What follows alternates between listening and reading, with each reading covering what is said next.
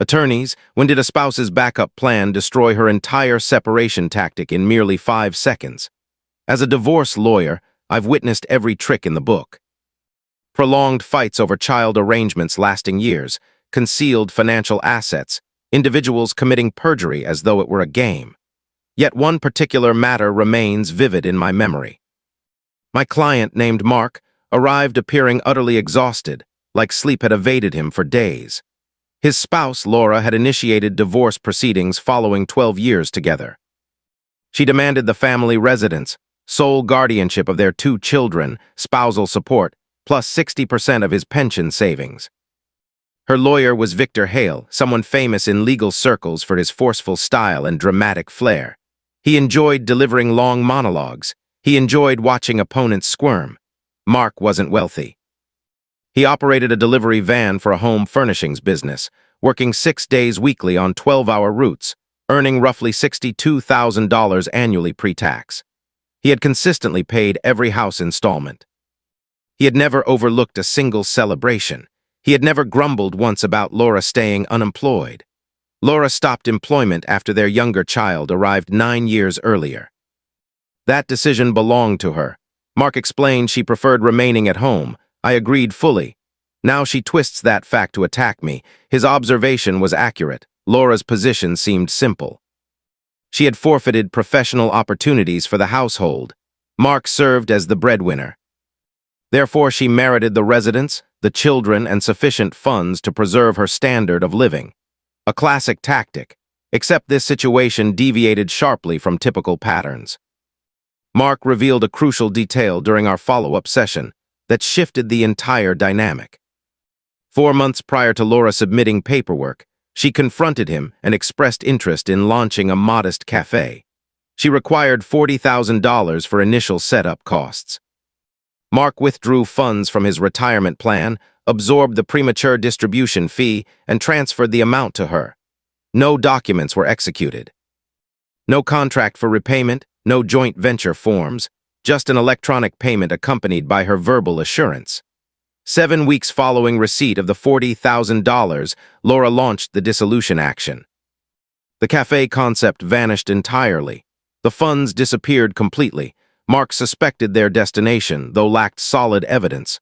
Therefore, I began investigating thoroughly. Laura had established an isolated checking account 3 months before requesting the cafe investment.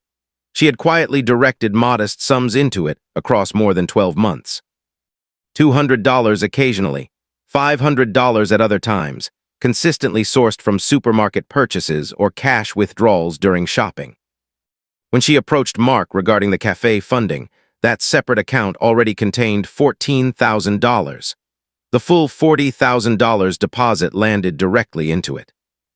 Inside 14 days, $28,000 moved onward to a different account registered under her sibling's name.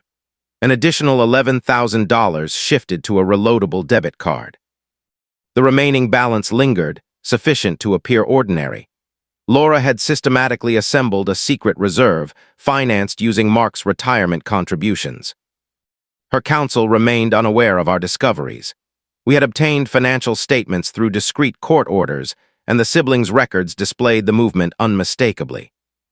Furthermore, we uncovered that Laura maintained a rented storage facility for 6 months. She had methodically relocated household goods, appliances, and belongings from their residence into that space. Mark failed to detect the changes, since replacements occurred incrementally, exchanging the quality television for an inferior model, substituting his equipment with inexpensive imitations purchased cheaply. She orchestrated the scheme across more than a year. Each action deliberate, each cent concealed, each falsehood practiced meticulously, yet she would embrace Mark each morning as though everything remained perfect. Now comes the moment of the contingency strategy. Early during our discussions, Mark informed me, "Should matters deteriorate, please examine this." He provided a closed packet. Contained within was a hard copy message from Laura addressed to her sibling, time-stamped 5 months prior to the legal filing. The content stated, "I consulted Victor Hale earlier.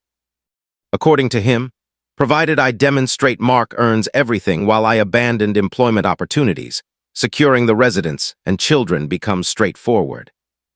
I simply must portray him as dominating finances while I possess zero. The cafe explanation ought to succeed. Keep silent regarding the separate account. This alters the outcome completely. I shared this with Mark. He gave a quiet affirmation. She addressed it incorrectly. My former professional inbox automatically redirects to my private one. She overlooked that detail. During the courtroom proceeding, Victor Hale rose and delivered his characteristic dramatic presentation. Laura appeared fragile and vulnerable beside him. She described her personal concessions, her commitment as a caring parent, how Mark monopolized monetary decisions, leaving her without means. Tears appeared twice. The presiding judge seemed moved. Then our side proceeded. I rose and posed a single inquiry to Laura. Mrs. Reynolds, do you confirm possessing zero separate funds or monetary means beyond the shared property? She responded affirmatively. Under sworn testimony, I introduced the account statements, the movement to her sibling, the reloadable card details, the storage facility documentation, plus the message. Everything presented simultaneously. Victor Hale seized the materials, color vanished from his expression. He requested a brief pause. The judge declined. Laura's representative attempted redirection. He claimed the message lacked proper perspective, suggested the separate account served urgent family needs, asserted the sibling merely safeguarded funds briefly. The judge reviewed the message deliberately once more. Then she addressed Laura directly. You stated under oath moments ago that independent assets were non-existent. This correspondence indicates the contrary. Laura resumed weeping, though the effect had evaporated.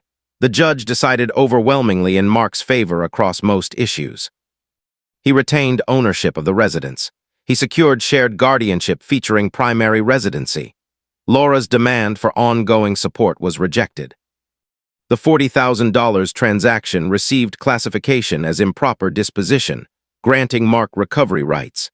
Victor Hale gathered his files silently, avoiding all eye contact. Mark remained seated beside me, gazing downward at the surface. He simply remarked, "All I desired was protecting my children." That correspondence served as the contingency plan. He required it precisely for those 5 seconds.